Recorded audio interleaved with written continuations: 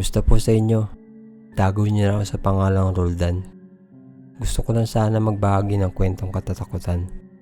Nangyari po ito nung pauwi na ako galing sa work. Siguro mga alas 10 na rin ng gabi. Medyo late na rin po kasi nung time makarating ako sa destination ko at medyo pagod na. Naisipan ko na lang sana bumili ng pagkain kung saan man meron pang bukas na karinderya. Ayaw ko naman kasi magluto pa. Nakakatamad kaya at maaga pa bukas ang pasok ko. Napagdesisyonan ko muna mag-withdraw ng pera sa ATM para panggastos bukas. Meron kasi malapit na ATM sa 7-Eleven convenience store sa binabaan ko. Yun na nga po, naglakad na po ako papunta sa ATM machine. Meron namang mga lanyalan na tao sa paligid, yung manong na nagtitinda ng balot at penoy, then yung cashier sa loob ng 7-Eleven, at ang babaeng nakatayo malapit sa entrance ng bangko.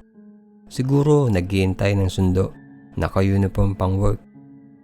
Sa palagay ko, nasa 20 plus na edad ang babae. Napangiti na nga lang ako kasi award ng kilos. Para siyang inaantok na nakatayo. Baka sa sobrang pagod. Haha, medyo relate. Kasi minsan yan ako pag tanghali sa work.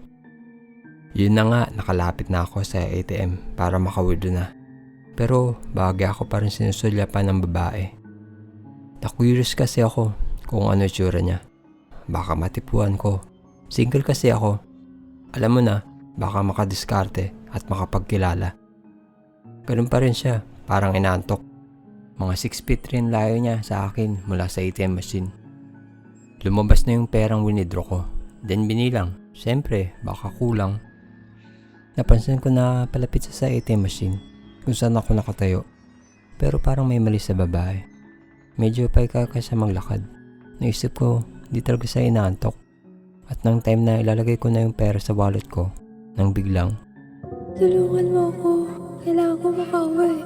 nagulat ako sa babae. Kitang kita ng dalawa kong mga mata na duguan ang mukha nito. At may butas sa noo. Sa gulat ko, napatras ako at napalayo papunta sa magbabalot. Sa sobrang gulat at takot, napasaklolo ako. Kuya, tulong! May babaeng duguan! Dalhin natin sa ospital! Nagulat rin siya sa akin at lumingin-lungon. Ang sabi niya, Saan yung babae? Wala naman ako nakikita. Kanina ka pa dyan mag-isa. Ha? Ano mag-isa kuya? Ayun siya oh. Nanlingunin at turo ko sana yung babae sa item. Gulat at kinalabutan ako. Bigla at nilamig nung time na yun. Di ko maintindihan. Wala na siya dun. Ang sabi ni Manong, Huwag mo nga tinatakot. Mas takot ako sa buhay kaysa sa kaluluwa. Kanina pa kita pinagmamasdan dyan sa ATM machine. Ito balot.